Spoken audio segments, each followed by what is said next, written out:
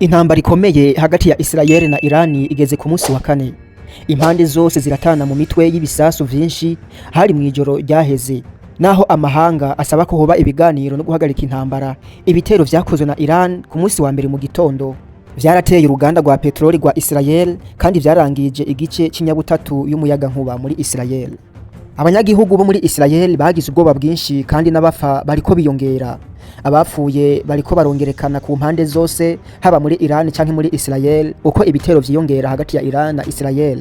Abanyagihugu bo muri Tehran bariko barahunga umugwa mukuru barondera umutekano baja ahantu mu vyaro. Mu gihe muri Israel naho haraye humvikana ibiturika vyinshi n'imiriro mu mazone y'abantu, amazu menshi yarasambutse. Abategetsi babiri bo muri Leta Zunze Ubumwe za Amerika babwiye CNN ko President Trump yanse umugambi wa Israel wo kwica Ayatollah Ali Khamenei, umutegetsi w'ikirenga wa Iran.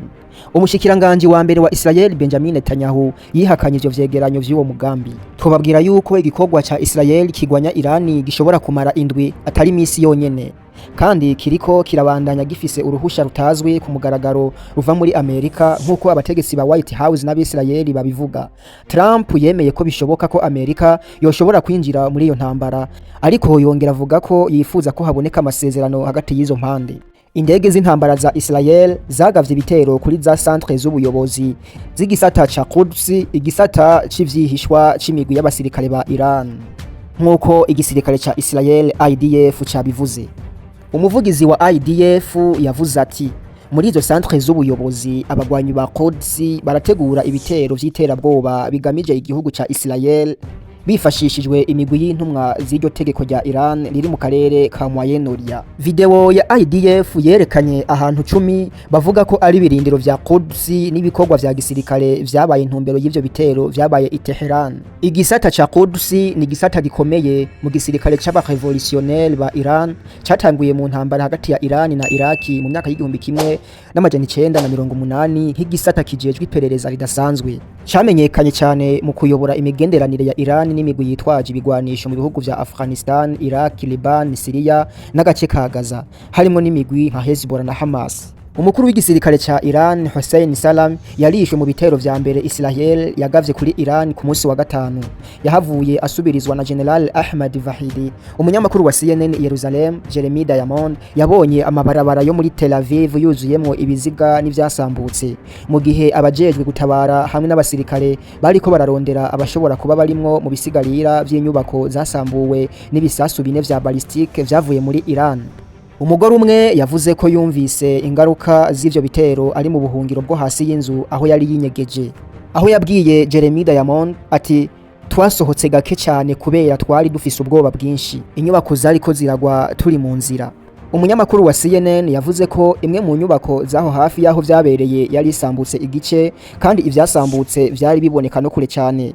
Yongeye avuga yuko abantu batari munsi ya 10 bamaze kujanwa ku bitaro. Abantu bari bariko barashika aho hantu kugira ngo barabe ivyononekaye. Imiryango n'inshuti zari mu bihumbu vy'amarira no kugumbirana kubera inkuba n'ubwoba vyatewe n'ivyo bitero.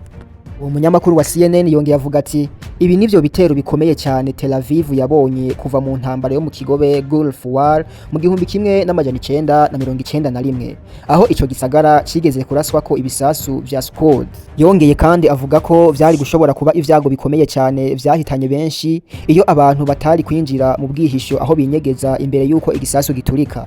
Aho yavuze yuko buri muntu wese bavuganye nawe yakize ico gitero yari mu kintu cyo kwihisha kwinyegeza. Abandi benshi bakaba bari mu vyumba vyo munsi y'ubutaka igihe igisasu caturika.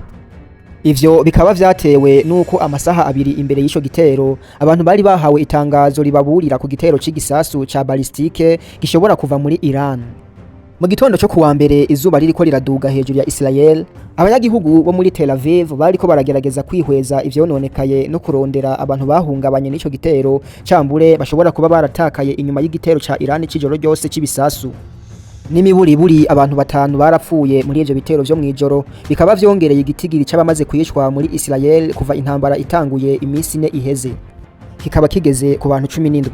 Ibitero vya Iran biguma biraswa ku butaka bwa Israel biriko vyerekana yuko inteko za Tehran zishobora kwisuganya naho Israel yari yaramaze kwica abatware benshi bakuru b'igisirikare ca Iran mu gitero cayo ca mbere nkuko umusesenguzi yabibwiye ikinyamakuru CNN. Trita Pars yavuze ati Israel yarishe abatware bakomeye ba gisirikare ba Iran kandi yatesheje agaciro ubushobozi bwa Iran bwo kwisuganya. Ariko uko tubibona ubu Iran yaronse uburyo bwo gusubiza hamwe no kwisuganya kandi mu minsi mike cyane. Pars yavuze kandi ati ibisasu vya Iran biriko birinjira neza mu nzego zose z'uburinzi bwo mu kirere ca Israel.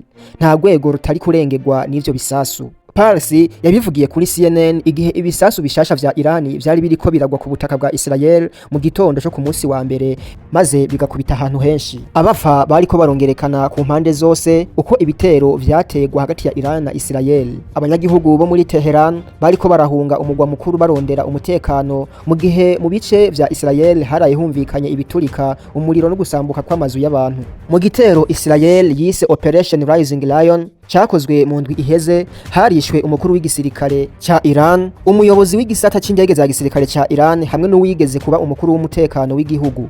Ico gitero cari kidasanzwe mu mateka ya Israel. Abantu batanu barishwe mu bice byo hagati muri Israel mu bitero bishasha vya Iran vy'amasasu nkuko bivugwa n'ishira hamwe rishinzwe gutabara ku rwego rw'igihugu Magen David Adom MDA yavuze yuko bane bishwe mu gisagara ca Petan Tikva uwundi umwe akishwa mu gisagara ca Bnei Brak. Ivyo bisasu vyarateye ahantu hatandukanye hagati mu gihugu no ku nkengera zaco harimo inyubako z'abanyagihugu. MDA yavuze yuko ahantu hane hatewe kandi amajana y'abantu bajanywe mu bitaro byo hagati mu gihugu.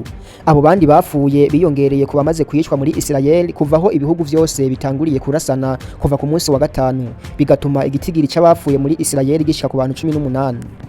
Ku ruhande rwa Iran amajana 224 baramaze kwicwa kandi igihumbi kimwe n'amajana 277 baragiye mu bitaro kuva iyo ntambara itanguye nkuko vyavuzwe ku mugoroba wo ku munsi wa Mungu n'ubushikiranganje bw'amagara y'abantu muri Iran, bikavugwa kandi n'itangazamakuru ryemewe na leta. Iyi ntambara irikiratuma abantu bagize isi n'isi muri rusange babihomberamwo, aho igiciro c'amavuta cagiye kiraduga ku munsi w'Imana congereje 7% mu vyari vyiyongereye mu ndwi heze.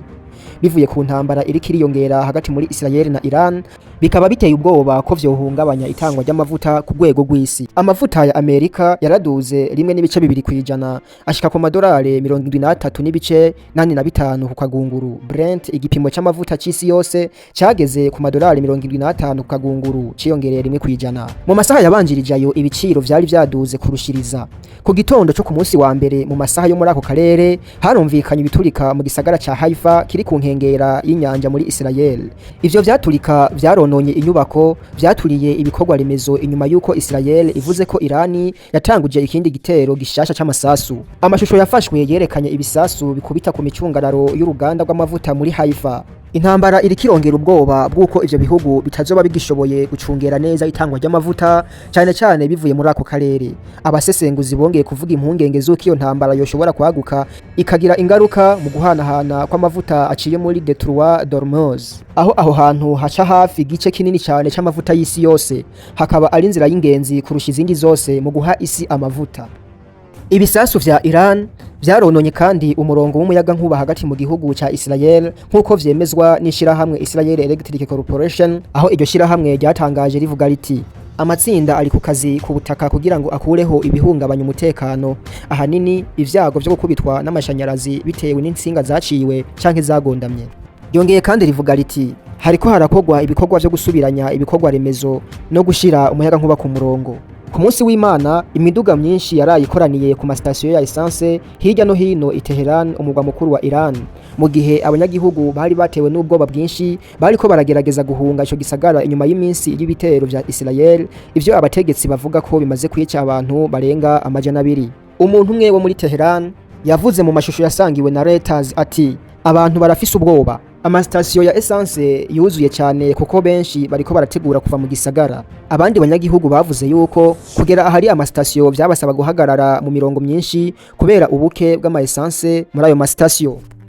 Uwundi yavuze ati nta buhungiro dufise muri iki gisagara cyose, nta nahantu ho kwinyegeza mu gihe hoba ibitero, nta na hamwe abantu boshika mu gihe habaye ikintu gitunguranye.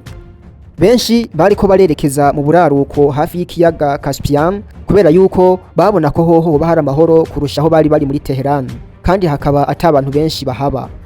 Ariko abanyagihugu babwiye CNN yuko amabarabara yononekaye, abantu batakibasha kwinjira cyambure gusohoka neza. Ku munsi w'Imana Israel yaragabishije abanyagihugu ba Iran baba hafi y'ibigo bikora ibigwanisho, aho ivuga ko kubaba hafi y'ivyo bibanza bishobora gushira ubuzima bwabo mu kaga. Iran nayo nyene yatanze ibwirizwa nk'iryo ku banyasirayeli baba hafi y'ibigo vya gisirikare n'abubuhinga bw'igisirikare.